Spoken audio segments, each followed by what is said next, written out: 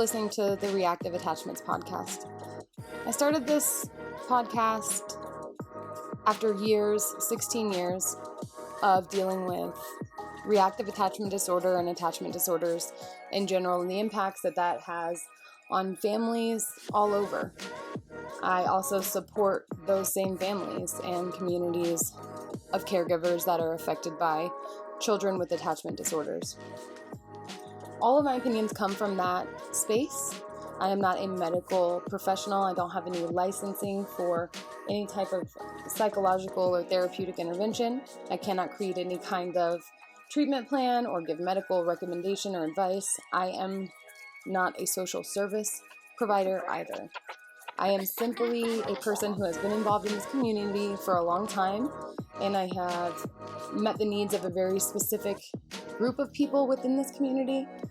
And even though I may speak in very strong language with very strong opinions, very absolute statements may come from this podcast, please understand that's just how I communicate. And if you ever have any issues, any comments, concerns, or questions, please just reach out to me. You can find me on Facebook, on Instagram, just at Reactive Attachments. You can always email me, taylor@reactiveattachments.com, or very simply, just reactiveattachments@gmail.com, and we'll be adding a phone number later on.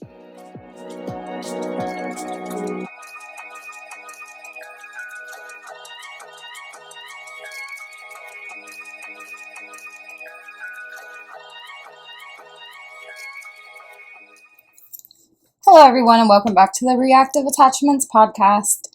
I will be talking about a couple of hard topics today. I think I want to get back into the swing of things by first saying thank you to everyone who's really stuck with me through the last X amount of year, I guess, and some change. It's been really difficult, I think, for everyone. I mean, COVID, obviously, but also I think it's just been difficult in the sense of, for me, inundation and burnout has really been a struggle for me because it's, it is not a rare occasion that I sit down to create content of some kind for social media, to make an episode for the podcast. And I just feel like it's the actual last thing I want to do. I just feel so sad by all of it and just frustrated. I get gassed up about the people that come into the spaces that we occupy and tell us that we're doing it wrong. And there's so many of us who have been down this road, and we just really, really inherently know what our experience has been and what other people's experiences have been. And, for a long time, all the professional resources available to us lied to us. And that is the facts. I don't care how you spin it or what they're doing now with definitions and terminology. But for years, up until maybe last year or the year before, RAD was rare, and it was just a super rare thing that very rarely occurred. It's a very rare occurrence. Not often do we see it. It's very rare. And getting a diagnosis was literally impossible, and understanding what that diagnosis meant is even more difficult. And now all of a sudden we're changing, the language, and that's wonderful, and it's very inclusive and very much a little bit, we've scooched over closer to fact, and I'm grateful for that.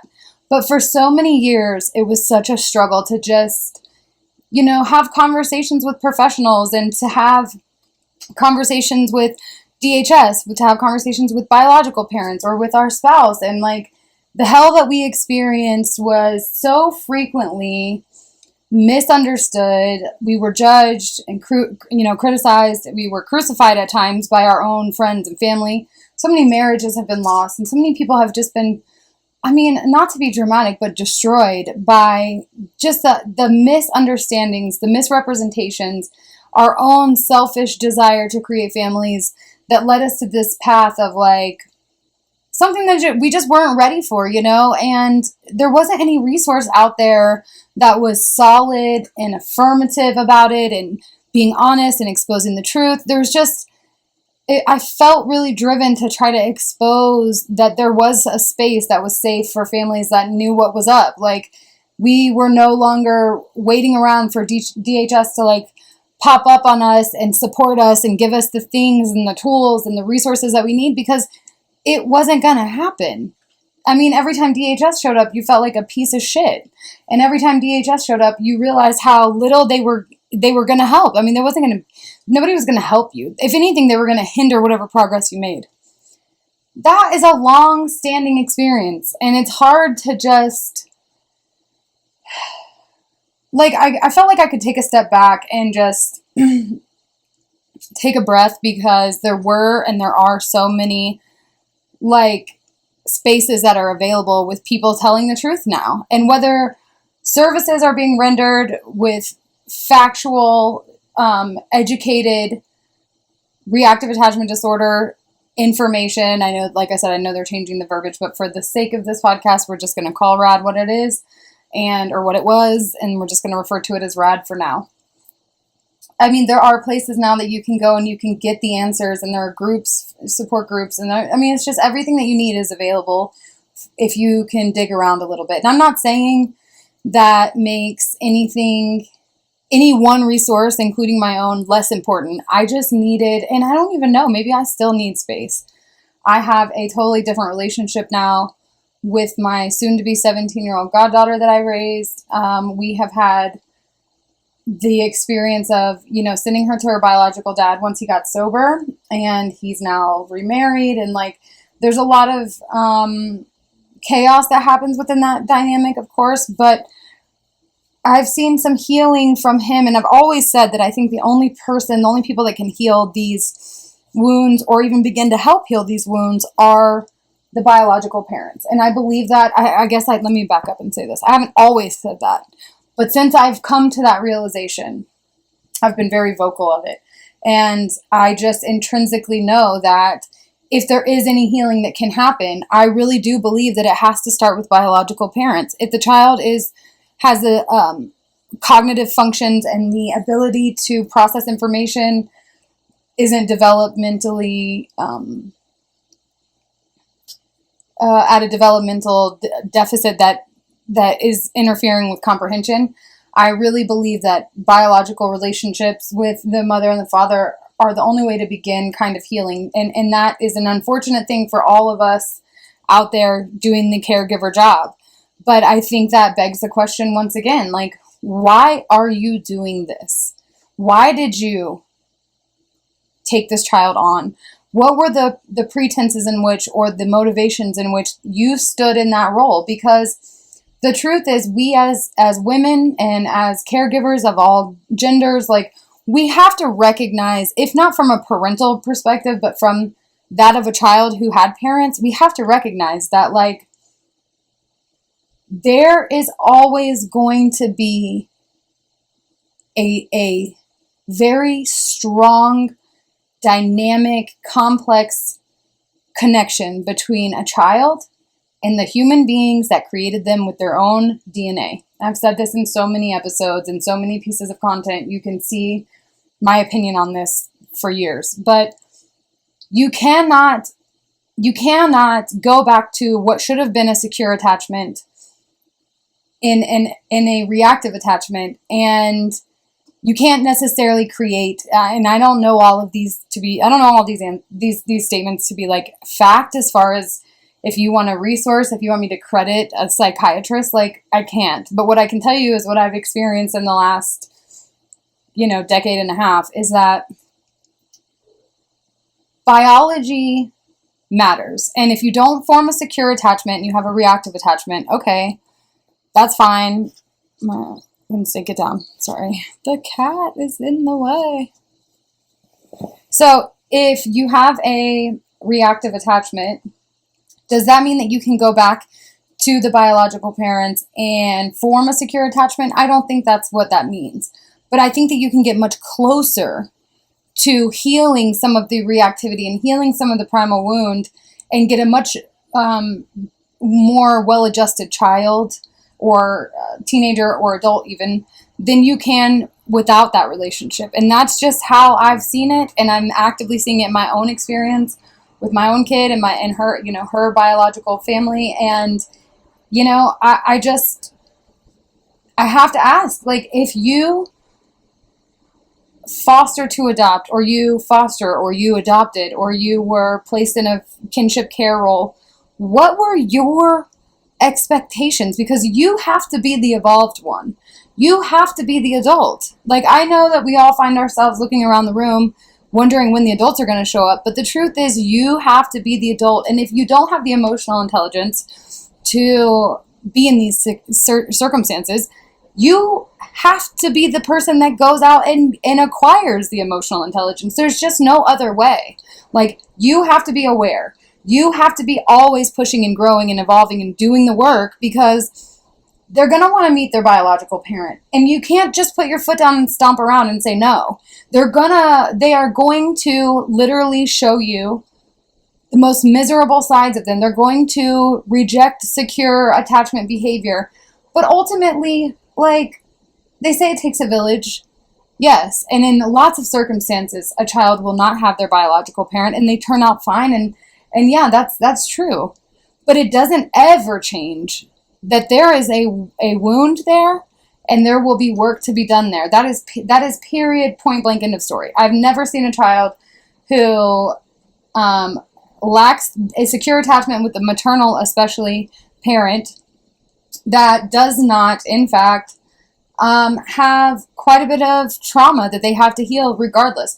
It's just like, do your research. You know, if you are really and truly showing up as a stand-in for someone else's child with the expectation that they will just integrate into your family and become as close to childlike for you, or just like your children are in your home, or just like you always dreamed a biological child would be, you have done yourself and that child such a huge disservice. You have to really ask yourself, like, what were you thinking?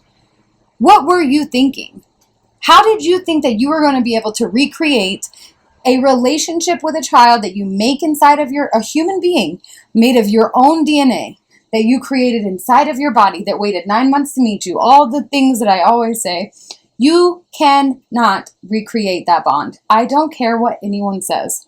I don't. And I've asked enough parents, and I've spoken to people behind closed doors about this topic enough to know that when you think that, that is a sign that your emotional intelligence is maybe a little stunted, in the fact that it is not possible. I'm not saying that you cannot love. I do feel like I love my goddaughter like my own child. This is the closest experience I've ever had to having a child. I can't compare it to the feeling of being a mother to a biological child, because I don't have any of my own children. But I can tell you this, for as much as I love her, everyone that I have sat down and had this conversation heart to heart with, they will tell you it is a different kind of love. It is a different feeling. It's something that you don't even have control over. You don't even have to like the child, but the feeling of connection when you make a child inside of your own body, it is different. And so I'm sorry to say that for whoever that offends, but maybe we need to start having conversations that are just really getting to the facts. So I say all of that to say this, like, you need to really have a very deep and meaningful conversation with yourself, in your soul, in your heart, in your mind. Your psychological self needs to be very much confronted and say, like, when we decide to foster these children, what am I expecting? Because it's not a completely selfless act. And I've never really seen it done in a way that is truly evidently selfless. It's not. It's just not. And it's an act of service.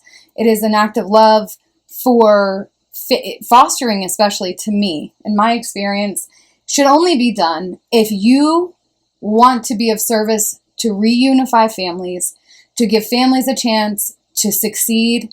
If you want children to be placed back in the care of the home they were removed from, if at all possible. And that doesn't mean there are not circumstances in which children absolutely permanently need removal, and those families that they came from need to be put under the jail. That is absolutely true. What I'm saying is, in most cases, the vast majority of cases, you should be standing on the side of reunification. Your job is to take care of a child who you're hoping without any margin for error will be reunified whenever possible, as soon as possible, with a healthy parent or healthy parents. That's what you are going to be hoping for as a sound foster family.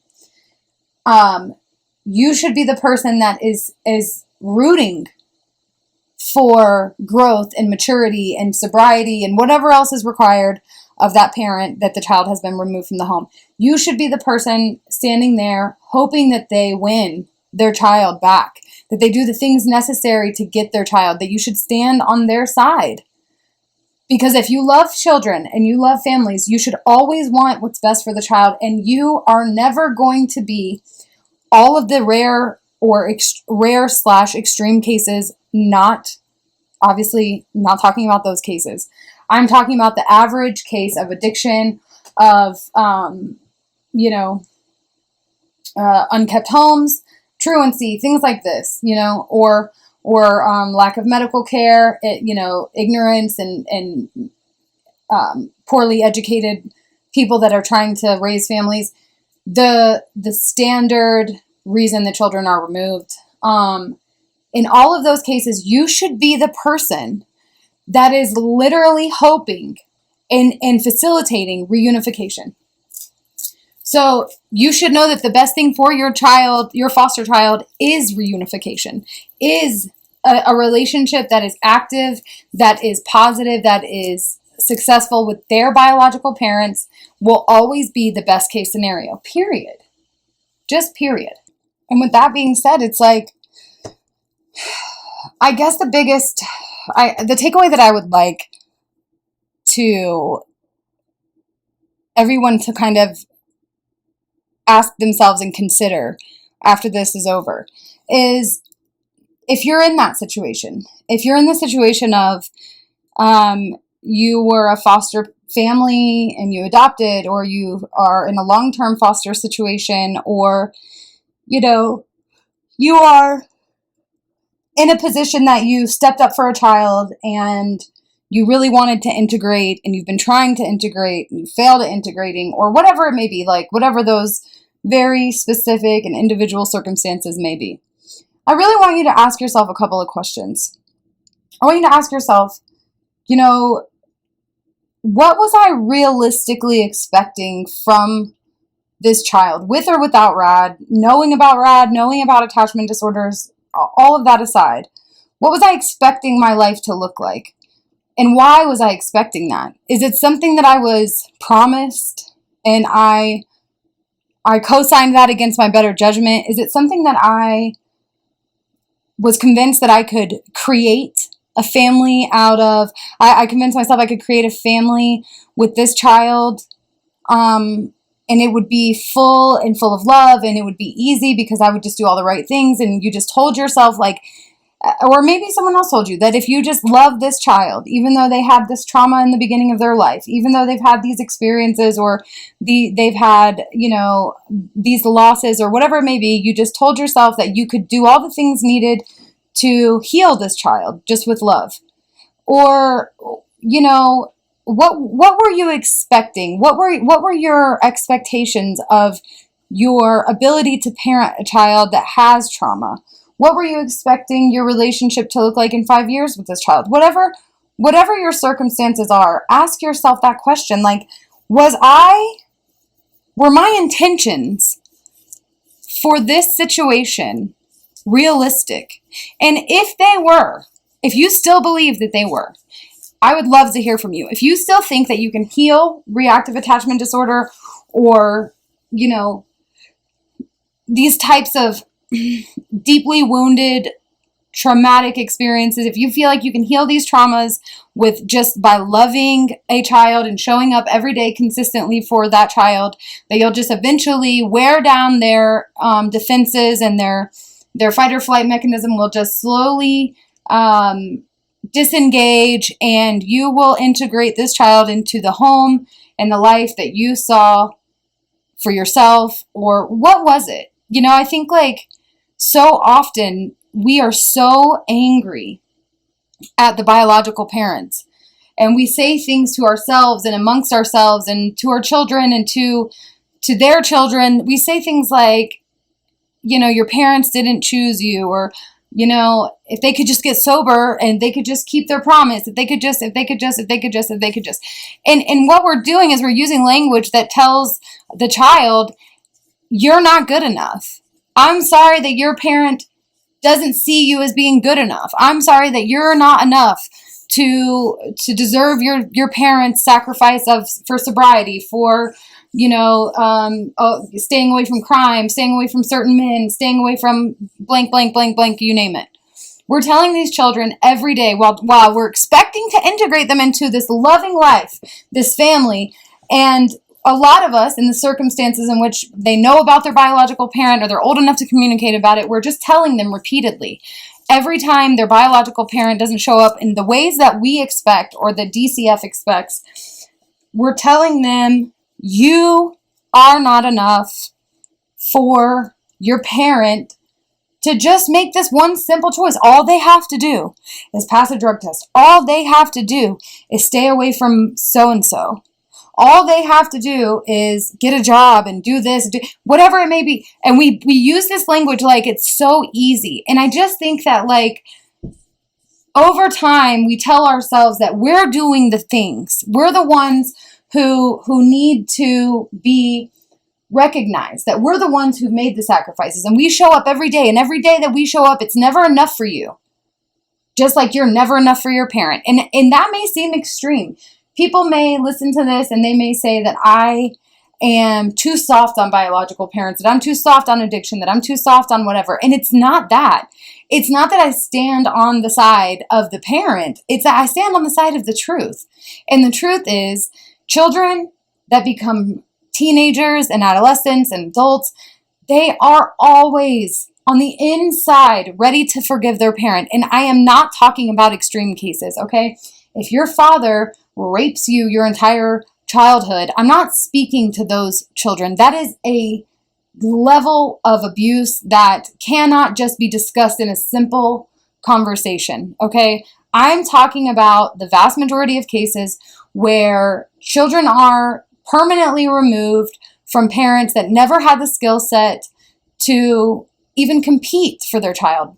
Parents that never had the resources necessary to get sober. They never had a life of sobriety, so therefore they have no coping mechanisms. They have no foundation of goals and milestones and joy outside of their very broken brains. Their neural pathways are damaged. Their reward system is so fucked up that they just do not have the capacity to just simply look at their child they've neglected that's now in the system and look at heroin and be like, oh, I think today is the day.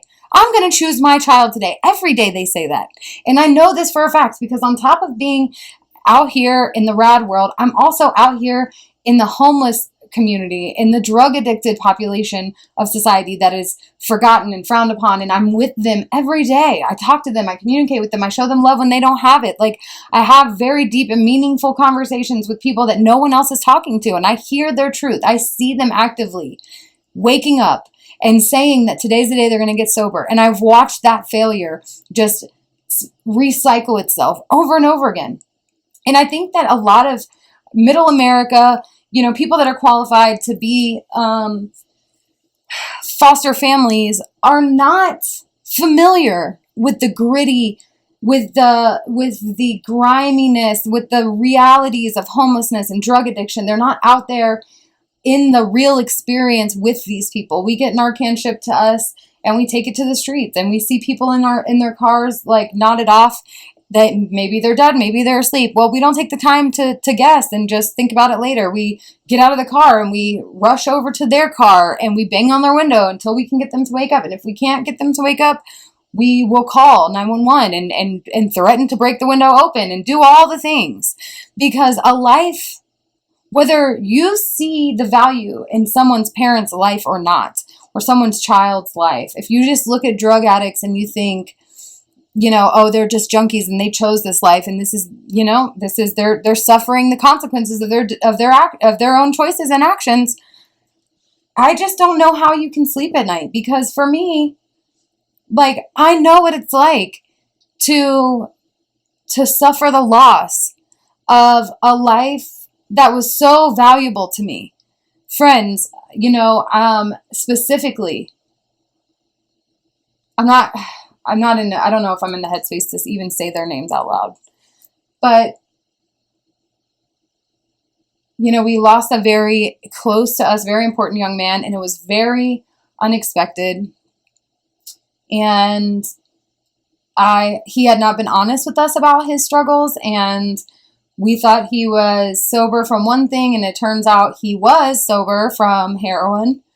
We didn't know he was even on heroin. We thought he was, it doesn't even matter, but ultimately he went on this journey to find and reconnect with his biological father, and he traveled to his childhood neighborhood, and he was looking for, this connection with his dad, and amongst all of that stress, he relapsed and he overdosed and died. And I used to talk to him 3 to 5 times a week, and I hadn't heard from him, and I was getting increasingly stressed and just reaching out and trying to find him. And I finally reached out to a mutual friend, and she said that she thought I already knew that he had passed, and I definitely had not been contacted. And it had been over a week since he passed. He was found many hours later in a car in a private business parking garage where he would have never been found, 20 hours after the fact, I think it was. I mean, it was literally the saddest of all of the losses, the 30 some odd losses to fentanyl that we've experienced. This one specifically is the hardest one for me because I didn't even know. And he had been sober. He had been fighting for his life, and he met a girl and they made a bad choice together. And, we don't really know all the details, but he was so young and so beautiful, and he had beat so many odds already. And he had so much going for him, and he had not even begun to live life. And if you can walk past that circumstance, that scenario, if you can read about it and you can just, hear me tell you these details and express how beautiful of a human he was. But if your internal mechanism of compassion rejects that and just says, well, he shouldn't have gotten high, he shouldn't have relapsed, then you are not in a position to be raising children of trauma of drug addicts, in my opinion. You do not have the space or the capacity to understand and to parent past your opinions, because to feel like an addict is a waste of resource, or to feel like a person who has made big mistakes is no longer worth fighting for, is no longer worth a relationship with their child, is no longer worth the tears shed over the loss of their life or the loss of their innocence. You don't, in my opinion and in my experience, you don't have enough compassion or empathy to raise their children, because they're going to require from you or from someone in their life, whether it's that person or whatever intermediary, whatever bridge is there for them, they are going to require explanations, and they're going to want to hear stories that aren't just terrible. They're going to want to be connected to the truth of who their parents were without your bias, period. And they deserve to have that. They do. And their parents deserve for their child to have that. If they are removed from the situation, they can't provide it themselves, and they maybe lose their life in their journey to sobriety. Maybe they are so removed from their child and the child doesn't want anything to do with them for so long that there's just so many years come between their ability to connect with that child. There's someone along the way is going to have that burden of telling them, of them needing to know about who their parent was, their parents were, outside of the stories of junkie this and drug addict that. They don't need to hear that exclusively forever. That if you think that is serving any justice for a child, then you've got it all wrong. And you have to be able to do the work. You have to be able to do the work to evolve and to grow into a more mature adult person that can see the need of a human being coming into their own and the legacy that they are a part of, the lineage that they are, their heritage, their DNA, their genetic contribution to who they are, they're gonna want to know these things.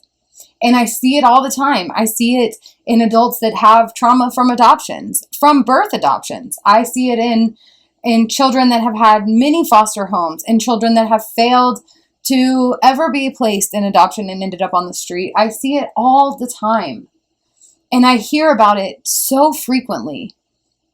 And I hear about it in cryptic ways. Like, the language is disguised because the person speaking about it doesn't even understand for themselves that the child that they're trying to raise and integrate, the child that they are trying to protect and follow the rules so they have a better life and give these opportunities to, they're saying these things, but what it really sounds like to me is, I'm doing everything in my power, what I believe to be right for this child, by separating it from its story and by healing its wounds with a new life of opportunity that often results in resentment and bitterness when the child isn't receptive. And I don't understand why they're rejecting this. How could you reject all of these things when this is what you had before? You had nothing before. I've given you everything. How can you keep rejecting me? Rejecting this. Rejecting the opportunity. How can you keep shitting on your chances? Shitting on my sacrifices? And that language to me just says, like, you need to have a real serious sit down with self, and you need to do some growing, because you're not getting it. You're not getting it. And you've made progress if you say, like, I know this child has trauma. I know I can never replace this child's parent. I know this child needs these things. And, like, my feelings are hurt too. And this sucks for me. And my marriage is falling apart. Like, you're allowed to recognize the things that the lack of integrating expectations and reality has had in your own experience. You're allowed to feel those feelings. You're allowed to vent, and you're allowed to like find people that resonate with that story. But what you're not allowed to do is blame a child whom you are not doing the due diligence to grow and be honest with. You can't blame that child and, like, be so, like, you know, such a, you can't be bitter with a child that has an attachment disorder because they're not integrating, because they're not this, because they're not that. If you yourself are not also growing and trying to recognize your expectations and where that landed you. Does that make sense? I hope it makes sense. But I'm trying to cut these at 30 minutes, and, like, I'm already over. So, in conclusion, I want to say, I love you all. I thank you so much. I know this is a struggle for most of us, one that we haven't even fully come to realize how difficult it is. We have PTSD ourselves. I know that we're disappointed. I know that we have somehow landed ourselves in this very bizarre world of parenting where, like, limited amount of people have any understanding of the truth of what we're going through. And I know that sometimes when I come on here and I start rambling on about biological parents and what we have to do and what we have to do for them and what we have to recognize for ourselves and grow and do the work, I know that's not what we always want to hear, but it's what we fucking need to hear. I wish somebody would have given me that lesson long ago, because I needed to hear it long ago. You know, next month my kid turns 17. And she's like 5 still to me. And also to the rest of the world. She's not an adult. But, like, the growth in the last year, she's been with her dad now for almost 2 years. And we just hit 2 years, actually. 2 years. Man, the growth just from being with him, and it's really, like, in this last year, and like the healing that she has had in that journey, it is impressive. Is she healed? No way. You know, we have to still face down her absent mother, who she hasn't seen since she was 2, and who just had another child that got taken by the state, and no one knows where she is. Like, it's a tough hill to climb, mountain to climb.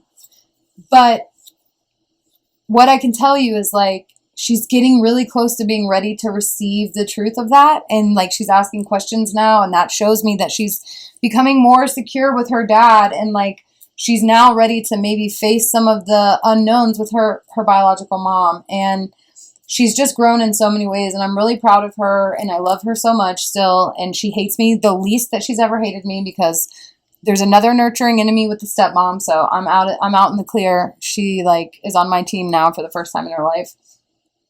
Yeah, so like, I am impressed, and I see changes in her that I didn't think could exist. And I'm trying to get her to come out and visit me for 2 weeks so I can validate that and make sure it's true, instead of just feeling like it's true via phone calls and short visits.